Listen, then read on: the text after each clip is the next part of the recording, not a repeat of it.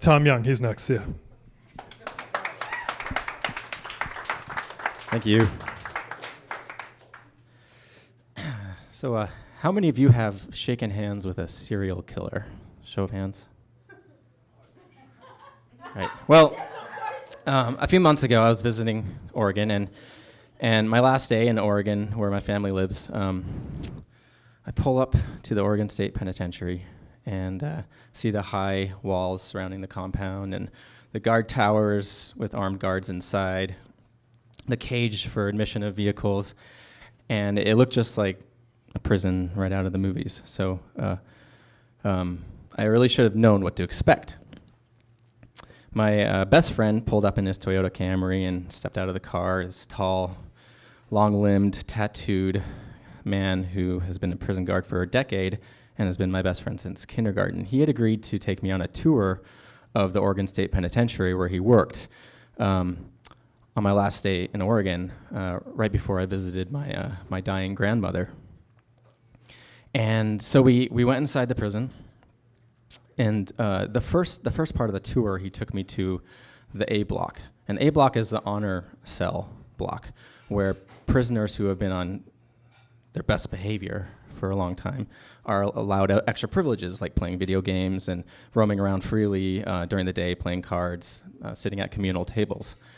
And as we came up the stairs and turned onto the A block, we passed an office on our left where an inmate was talking to a guard. And I asked my friend, well, what's the inmate doing in there? And my friend said, he probably just has a grievance that he's bringing up with the guard. And it's on our block. They can talk freely with the guards. It's pretty safe. And he said, I'll tell you about that guy later. And then we went into this area with all these communal tables where people were playing cards and chatting, and he started telling me about this area of the prison, and this tall, lumbering giant of a man walked up to us and said, "Hey, Officer Smith," I'm inserting a fake name there, "who's your friend? You can introduce me to your friend?" And this man had a broad smile on his face. And he walked right up to me and shook my hand, said, I'm Keith Jesperson. Have you heard of me? I said, well, the name sounds familiar. Now, my friend had told me stories from being a prison guard for years, some crazy stories. So again, I should have known what to expect. And I shook hands with Keith Jesperson, and as I was shaking his hand, he said, I'm the happy face killer. And he had a shit-eating grin on his face. And then I remembered reading about his crimes and all the women that he had strangled with the same hands that I was shaking at that moment.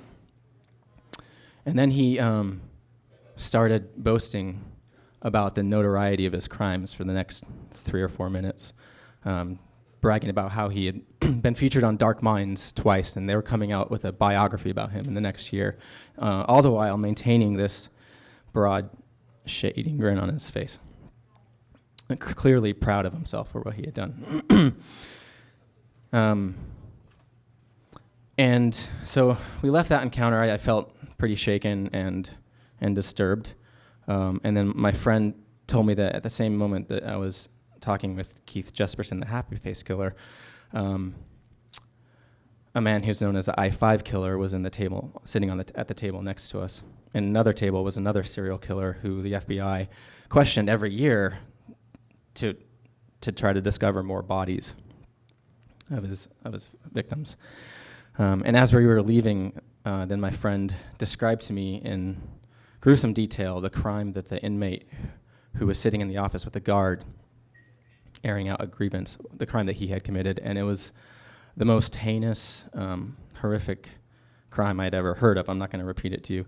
I haven't repeated it to anybody since then. But the rest of the tour, we were there for about 2 hours, and I just kept playing in my mind the thought of this horrible crime this man committed, and the fact that I had shaken hands with the happy face killer and stood right next to the I-5 killer, and all the true evil that I was really surrounded by. And then I said goodbye to my friend after the tour, and I went to the nursing home to visit my grandmother. And my grandmother is not in good health, and I don't know when I'm going to be back to, at the time, didn't know when I would be back to Oregon. And so we spent a long time talking with each other for what we thought would be probably the last time. We both had a pretty unspoken mutual understanding of that. And at the end of the visit, it was a wonderful visit. At the end of the visit, she gave me a hug that lasted several minutes.